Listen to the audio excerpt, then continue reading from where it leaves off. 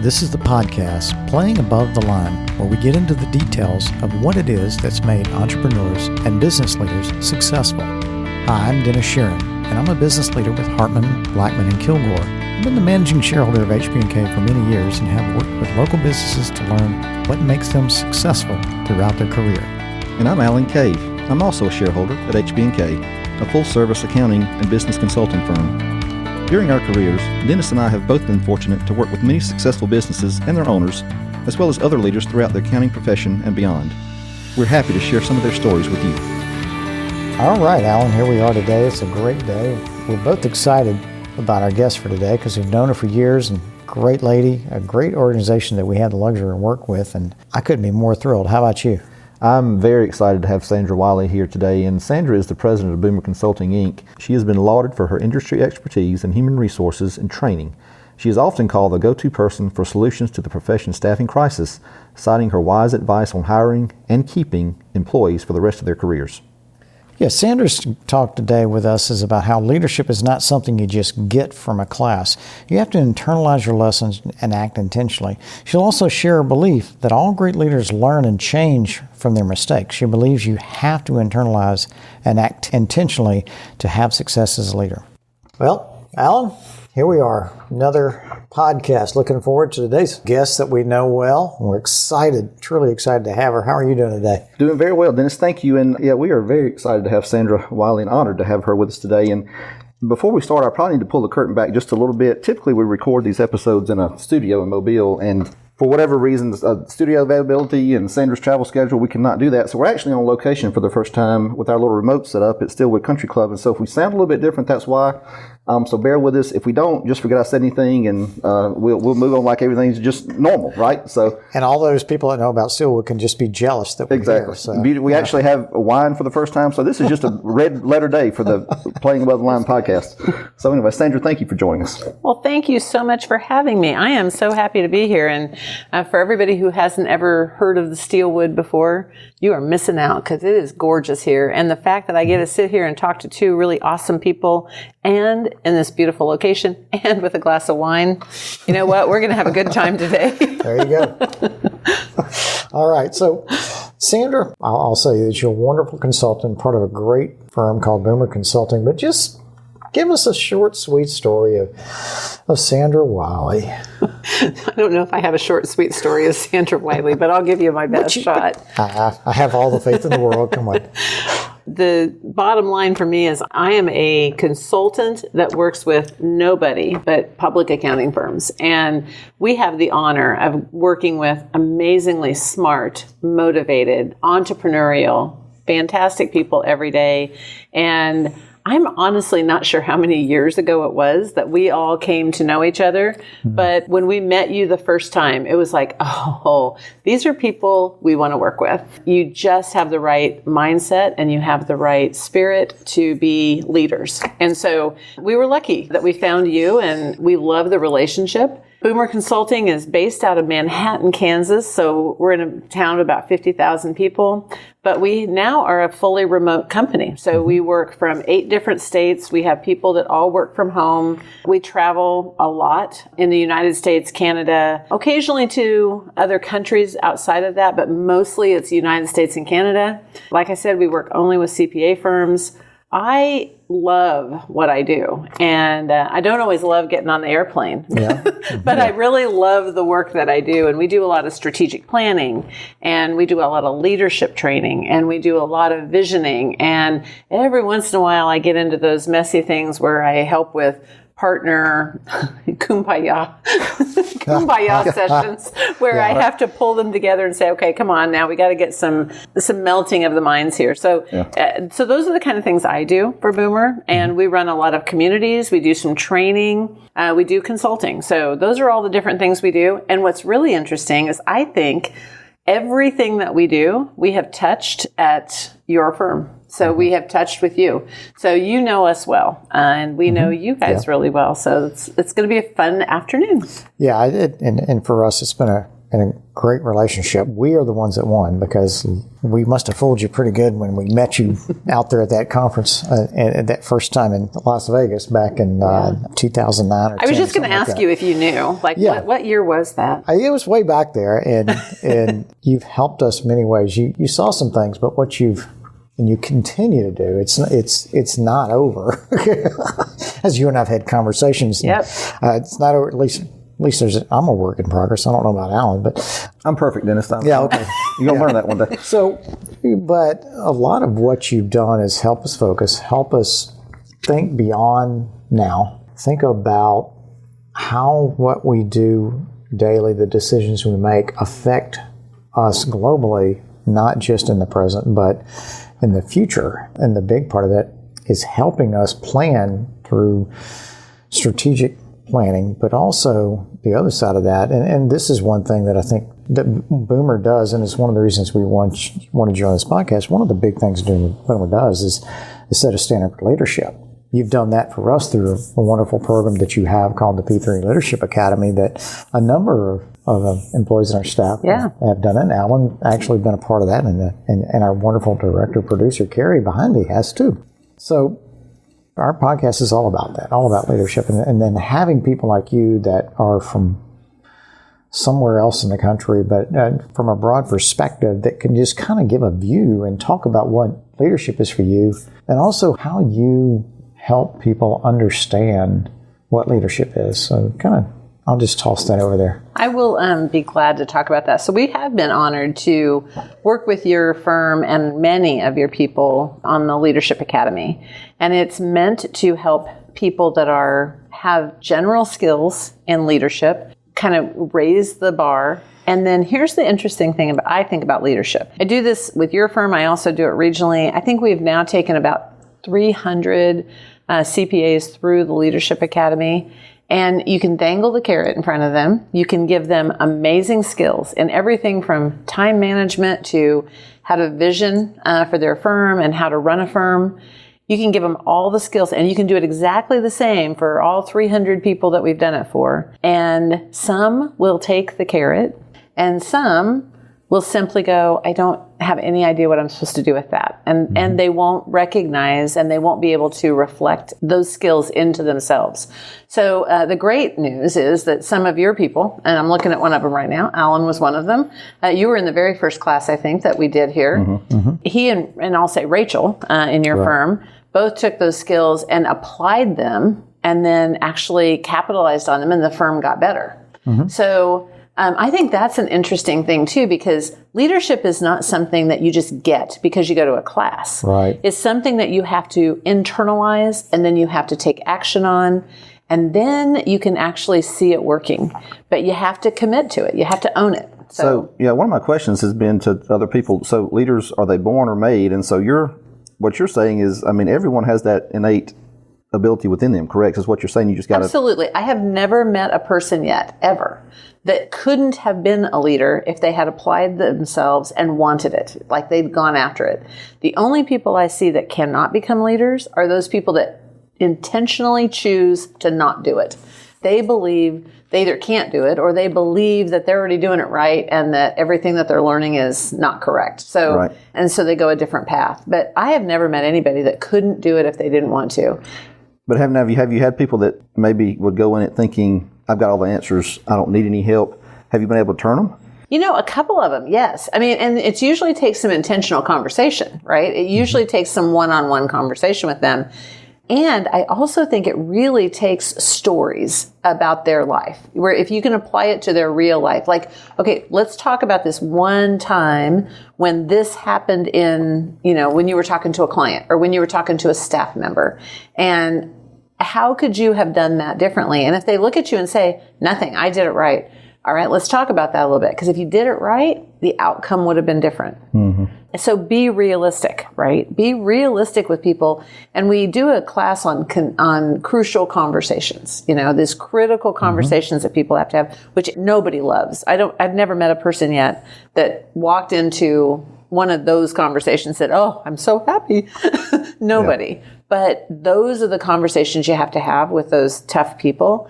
And again, if they can own it, and if they can go, you're right, I should have done that differently, then you've turned them. Mm-hmm. But if they look at you and still just push back, don't waste your time there. Move on. And it's okay. The reality, too, is that I used to think that everybody was worth saving. And it really hurt me when I was in a class and they weren't coming around. And I thought, what am I doing wrong? You know what? They have to own it too. Mm-hmm, right. So you can give them the skills. You can talk to them as a leader in your own firm or in your own company. But those people have to want it too. So yeah. Do you subscribe to the theory that the best leaders have typically had failure and learned from it? Oh, goodness, yes. I'm sitting here thinking to myself, yes, about 1 million times, at least once a week, right? I mean, absolutely. When you're a leader, it does not mean that you succeed every time. Mm-hmm. You are going to come up against hard times. You are going to, every once, people say, oh, great leaders, they can grow their company at, a clip of 15 or 20% a year. Those are the great leaders out there. Well, I can guarantee you if they grew at 20% this year, there was a year or two in there, somewhere in their history, where they grew or didn't grow at all. Like they grew 1% or nothing. And they looked at what they did and they analyzed it. And then they said, you know what? Let's not make those mistakes again. And let's get some things going in the right direction. You're not going to always be perfect. There isn't such a thing. But, you can read all the stories out there. Just go Google it, right? What are the leaders that have failed in the past? And there's bunches of them. I think great leaders are those that are resilient. They are the ones that if they quote unquote fail or it didn't work out quite the way we wanted to, they did not let themselves get down. They reassessed, they reevaluated, they re-strategized, and they kept going. And those are the ones that are really great leaders, in my opinion. Mm-hmm. Yeah. So let me ask you this. You mentioned it when you were kind of giving your very brief recap of a very long and varied career, I think, that you're a fully remote company. So, and I think that's a trend these days. I mean, the technology available and that kind of thing has made it where people can really work from anywhere, and you guys have kind of capitalized on that. What are some of the challenges of leading people who you don't see every day? You don't have face-to-face, one-on-one conversations in person. Absolutely. So we started in an office. So 22 years ago when we started Boomer Consulting, we started in an office and we didn't have anybody remote. Everybody worked from that office. Today, we have 20 people and they all work from their homes. So you have to really change how you communicate because you aren't going to see them at the water fountain. You're not going to see them walking down the hall. You can't just walk next door and say hi. So we are intentional about communication. We don't have a conversation with anybody on our team that's not videoed. So we either do Google Hangouts or we do Zoom is what we use a lot. We all have iPhones. So a lot of times we do FaceTime. Mm-hmm. But that makes a huge difference. Being able to see somebody's face when you're talking to them, even if they're not in the same room with you, makes a huge difference. You also have to really commit as a leader that you're going to have those meetings. Today, I was on the airplane all morning, and then I got here, I had the car drive over here, got here, and I had 2 one-on-one meetings with my team members, but I made sure that they were videos so that we could see each other and have a conversation so we could reconnect. And both of them I had not seen since Thanksgiving. So, it's been a full week since I've seen them, and it just makes all the difference. You feel like you're in the same room, and the more you do it, the better you get at it. I think one of the interesting things, and if anybody goes out and looks at some of our tweets or some of our LinkedIn stuff, you'll see that every once in a while we'll have a picture of our staff meetings or our team meetings, and it looks like the Brady Bunch because all 20 of us are on the screen, but we all make that commitment every single week to the staff meeting, to our team meetings, to our one-on-ones, always video. So excellent. All these things you've done over time. 2 things. What do you think over those years has been the greatest challenge you've had? And then the other one, let's go ahead and, while I ask you that, and then let's go ahead and ask you the other question. Where's Boomer Consulting going to be in 5 years? Ooh, that's a good one. Okay, well, the biggest challenge I think we've had, and I think that a lot of companies are going to have these days, is transition. So when I started at Boomer Consulting, it was Boomer Consulting Gary Boomer. And it was a family-owned company. So Gary was the entrepreneur, and then his family had small shares within that. But nobody else worked for the company except for Gary. Over the next 10 years, he was trying to figure out the succession plan. How do I let Boomer Consulting keep going after I decide I'm not going to be here anymore? Which, by the way, he's still at the company, still loves what he does, and we're not asking him to do anything other than stay right there. But over time, he figured out he had to start letting go, and he had to get other people involved. So his son, Jim Boomer, came back to the company. He had gone to work for another company, came back.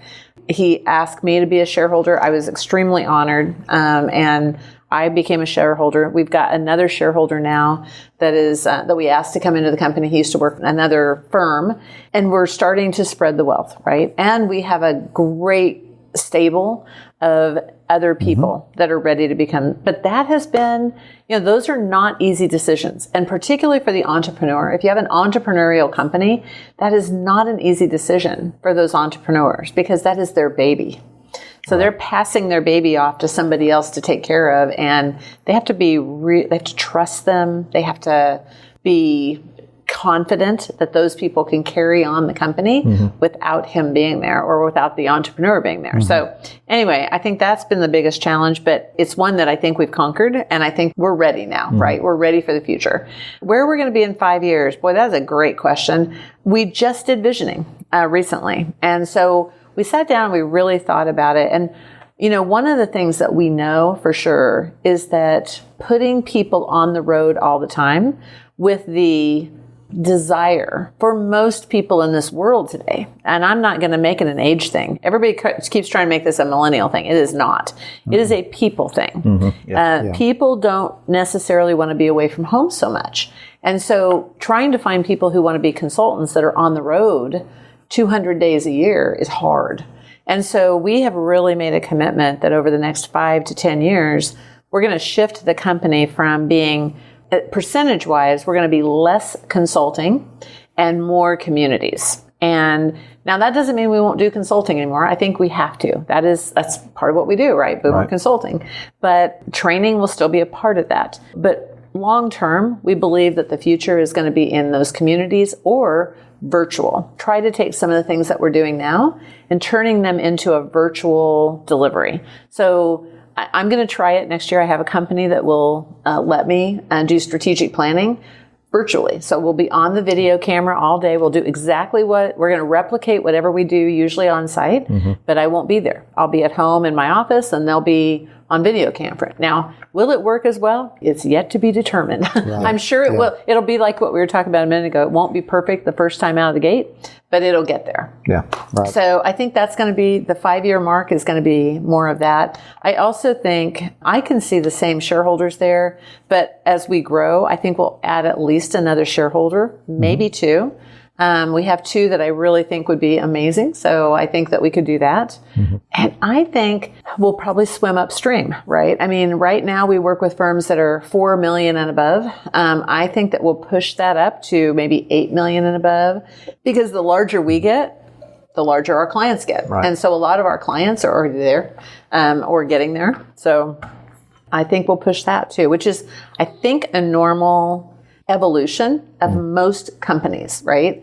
The larger you get, I would imagine that most CPA firms are like that, right? They start looking at what clients can we maybe do a little less of and what clients can we really focus on. So one thing we have accomplished, I think, is that most companies out there today need to find something they're really good at and just stick there, right? Find your niche and be good at that. And Gary was smart enough that 22 years ago, when I first joined the company, he said, well, maybe we should branch out into banks, or maybe we should branch out into law firms. And that was about a 5-second conversation. And he said, you know what? We know CPA firms. Let's just grow more services there. Right. And let's just stick with what we know. And we've done that, and it has worked for us. So, and that's a good point, because when Boomer Consulting first started, you were technology consulting. That's where your focus was. And there is still a part of that, but what you do is so broad. And I like the point of how the leadership identified the market for us is CPA firms. However, the services within that market are very broad. Yep. That's one thing that you find, even in CPA firms, you find they're still trying to use a shotgun and diversify to too many niches, too many services, and things like that. And it's probably that way it is in a lot of businesses based on what we see. Absolutely. And from a leadership perspective, it's, again, that's that forward-looking view of okay, here's where we are, and this is what it can do for you going forward.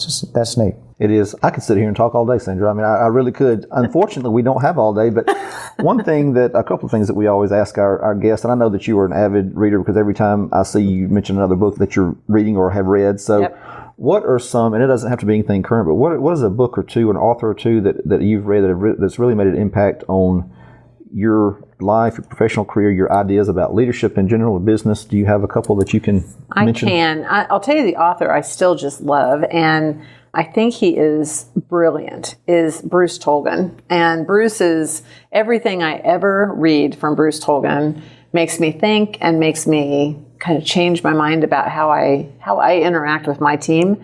So it's okay to be the boss. It's okay to manage your boss. I mean, The Talent Wars was another one. So he's got a whole bunch of books out there, and they're just great. So he is the author I really like. I got to tell you, I also really like Crucial Conversations. A minute ago, I mentioned Crucial Conversations, and that is one. I'm thinking about the books in my office. I've got a ton of them, but the books in my office that are like worn out because I've gone back to them to read it again or look at a certain passage or look at a spreadsheet or something that they've done or a worksheet. And Crucial Conversations is the other one that I am just in love with because it really does give me some focus on what I should say and how I should say it to make that crucial conversation just a little bit softer and a little bit easier. So those are both, that's the author and that's the book I like. Yeah, so. We mentioned Crucial Conversations in the first episode because we read that in P3 actually, and so that's my first exposure to that. So for the folks out there listening, obviously that's a mention twice, so go out and get the book if you don't have it. You need the book. That's right. So we open Sandra's playlist on our iPhone. What do we find? Playlist on my, oh gosh. Woo. Today, you're going to love this. You're going to find all kinds of Christmas music. So I'm so sorry about that. But it is that time of year. And so like on the way over here today, I was listening to Darius Rucker's new Christmas album. I was listening to Mannheim Steamroller. So anything Christmas. Nobody on this podcast is even going to know who the Carpenters are. My wife will. Okay. So unfortunately. I love the Carpenters. Christmas album is wonderful. So yeah, if you listen to my playlist today, it's going to be all about Christmas. Well, Sandra, your dear friend, to our firm, to me, to Alan, to everybody, and I told somebody else this, but the reason that we think like this to come up with a podcast is because of the interaction with a firm like Boomer Consulting, you and Gary, who have influenced us to try to remember to look beyond and try to not just think about what's at this moment in the here and now, and try to find ways to influence and move forward. And so we appreciate you for a great visit, a great podcast. And, why don't you take a second and tell us a little bit about how folks can find out more about Boomer Consulting on social media? I'd be happy to do that. So the first place I'd tell you to go is our website, www.boomer.com. And so that'll tell you everything about our services and where we're located and who we are. And you can see us there. You can find any of us. So once you see who the owners are or the shareholders, consultants at Boomer are, you can go out to Twitter. There's all kinds. We are all on Twitter. We're all on LinkedIn. I always tell people this. Go sign up for Twitter and follow me there. Go to LinkedIn, follow me there, because that's all business stuff. Then if you really want to know who I am, you go to Facebook and you look up Sandra Wiley. So it's Sandra Schultz Wiley. And if you find me there, you just have to deal with my grandkid pictures and my pictures of my Christmas stuff and all my personal stuff. Yeah. But if you're going to friend me there, I will friend you because I don't do I don't do food pictures and I don't do political stuff. But K-State football, you're all in. I do. Yeah, okay. I do K-State football. So just, you got to be ready for that. We like it. All right. Sandra Wiley, thank you so much. It's been a pleasure. We appreciate you coming and joining us today. Thank you both so much. This was very, very, very fun. It was. Dennis, I'll tell you what, Sandra is I'm just always amazed at the insight that she has, and just so impressed with her knowledge and what she has done throughout her career. But the one thing that she talked about that really struck me is that not everyone can be brought along. The person that you're trying to coach and make into a better leader has to be invested in becoming a better leader. I think a lot of times we struggle with the fact that not everyone develops like we should, and that kind of thing, and that's not always our fault. The other person has to be invested in what you're trying to help them do. Right. And playing off that a little bit, I think the one thing she's reminding us all with that is that one of the things great leaders do is they recognize that that is the case, and they find ways to influence that person. Maybe not to the extent that they achieve some level of leadership that we all define, but they find a way to help that person recognize more about themselves. And it's a great thought to remind myself that I need to do that every day. Absolutely. Well, thanks for listening to our podcast today. To never miss an episode, subscribe to Playing Above the Line at iTunes and anywhere else you get your podcast. And be sure to leave us a rating. We'd love to know what you think about our show.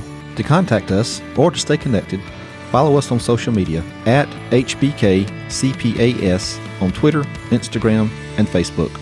Thanks for listening.